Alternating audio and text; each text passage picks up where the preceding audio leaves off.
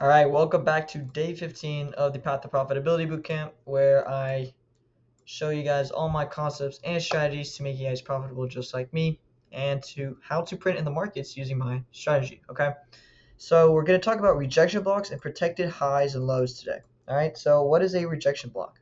It's an area where price could retrace and reject from in correlation with the trend. And why are they important? Used as an area to never take profits in terms of where your target is. Okay. So we have a bullish example right here, right? We're in an uptrend, as you can see. And how does a rejection block form? Okay, it forms off of a liquidity sweep. If we sweep this internal low inside of this bullish fair value gap, right, and we push away off of it, we create a rejection block, meaning we rejected from this low. We rejected off of it, right? And then we can retrace back in and continue in the same direction. Same thing with the bearish example, okay? But I do not use these for entries. I don't use these for retraces just like this, right? I don't use it for that. So, well, Cole, why are we even talking about this? Well, it's very important in terms of higher time frame aligning with the lower time frames, okay? So let's just say that this is the higher time frame, right? Higher time frame, right? It's super bullish, right?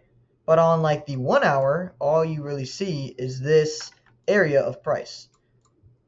All you see is, well, we rejected off of this fair value gap. There was like, let's say there was a bearish fair value gap here. We rejected off of this fair value gap. You're like, oh, well, we're in bearish order flow, but on the higher time frame, we're in bullish order flow. We're in bearish order flow, So you're like, okay, I'm going to go with what price is telling me most recently, which is the correct way to go.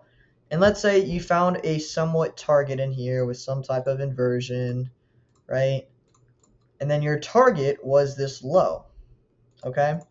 Your target was this low, signaling like, okay, well, we're going to go lower, right?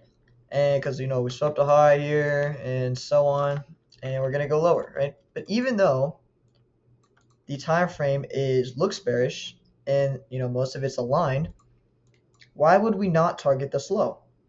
Okay, if we had a liquidity sweep and we rejected off of it and we had displacement higher, why would it be a bad idea to target this low?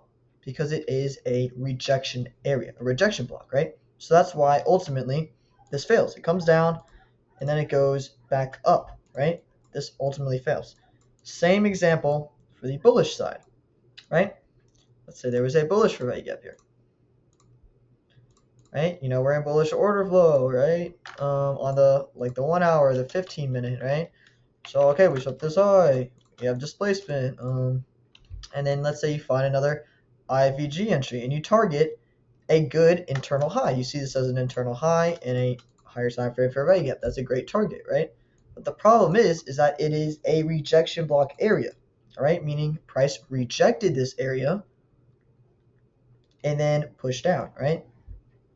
So let's say, let me actually give you guys some more examples, okay?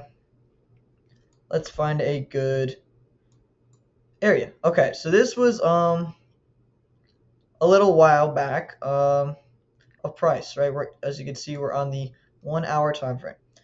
And we have this fair value gap we have this higher time frame fair value gap, bearish fair value gap, all the way over here, right? And we're holding this fair value gap, meaning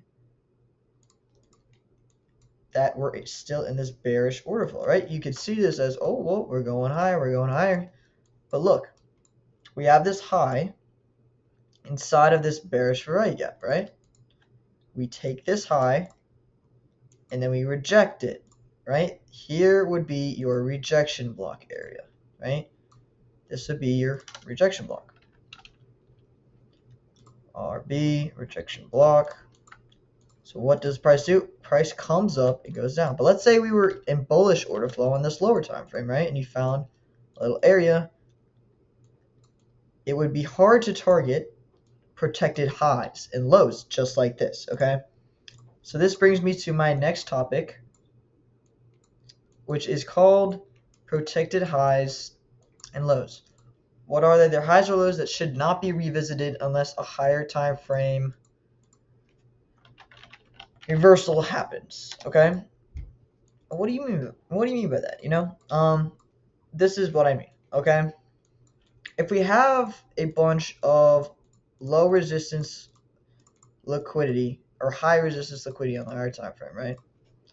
Or low resistance liquidity, but we have high resistant price action, meaning that it's highly resistant and it's not going to come down to these areas, but these are great targets. But we don't have a higher time frame reversal signaling that we want to come back down to these targets. Like, let's say we just wanted to continue higher and not actually take it out, right? This is called high resistant price action with low resistance liquidity, right? Low resistant price action would have high resistance liquidity, okay? Meaning that there would be on the higher time frame, there would be significant highs and lows that are easy to target, right? Because price is moving as it should, okay? So let's get into some examples of this, right? So as you can see, we have a bunch of liquidity right here, right?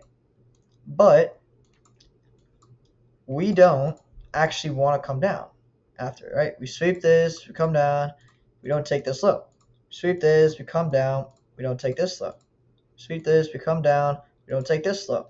And so on and so forth until we get that higher time frame indication that we are going to reverse, and then we push down, right? Then we push down, okay? So it's all about a higher time frame reversals and discretionary when it comes to this rejection block. Why did this rejection block stop or continue to reject, right? And why did these rejection blocks, right? Like there's another rejection block right here. Why did this rejection block stop respecting, right? Stop being respected. It's because of the higher time frame reversal, okay? So if you're in a downtrend and you're trying to take longs, you're going to be targeting protected highs and rejection blocks to the downside, right? Why would you do that? It's not a smart move. You want to be targeting in direction with the trend, right? The trend is always your friend when it comes to trading, okay? So yeah, that's pretty much it for the vid. Rejection blocks and protected highs and lows, where to target, what not to target when it comes to these. So yeah, your guys' homework is going to be identifying 5 examples of rejection blocks. Again, a rejection block is a internal low being swept inside of a higher time frame for a value gap.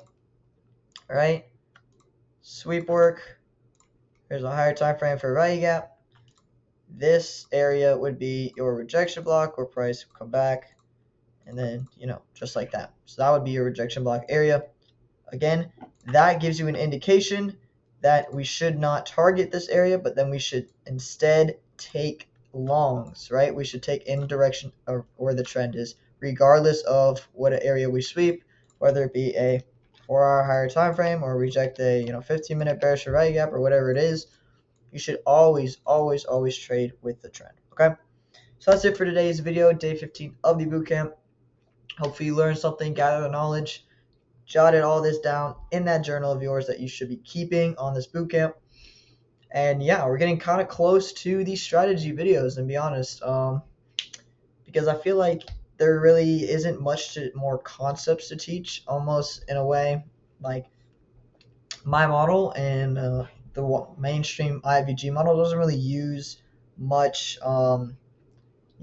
concepts. It maybe uses like 4 or 5 concepts total, but you should also understand all these other concepts that it doesn't use, just in case you're confused on why did price reject this area, well, what is this, this isn't in the model, blah blah blah, right? You should still know what it is just in case, so you can avoid taking losses, because that's ultimately what I'm trying to help you guys do. Help you guys learn a strategy, mechanical model that you can follow every single day when you come into the market, using your own discretion as well. And I did finally make a Discord where you guys can join for free and completely live trade with me for free every single day, where I show you guys my thought process and everything. It's only going to be free for a little while, hopefully a little while, because I'm going to start making it a premium, right? Premium trading with me, sort of as a more mentorship, okay? So that's where you get the one-on-one. I actually fix your trading for you directly, talk to you, keep you accountable, stuff like that, okay? But everything else right now is just free, so take advantage, take a lot of advantage. This won't be free forever, all right? That's it for day 15. I'll see you guys in the next one. Peace out, boys.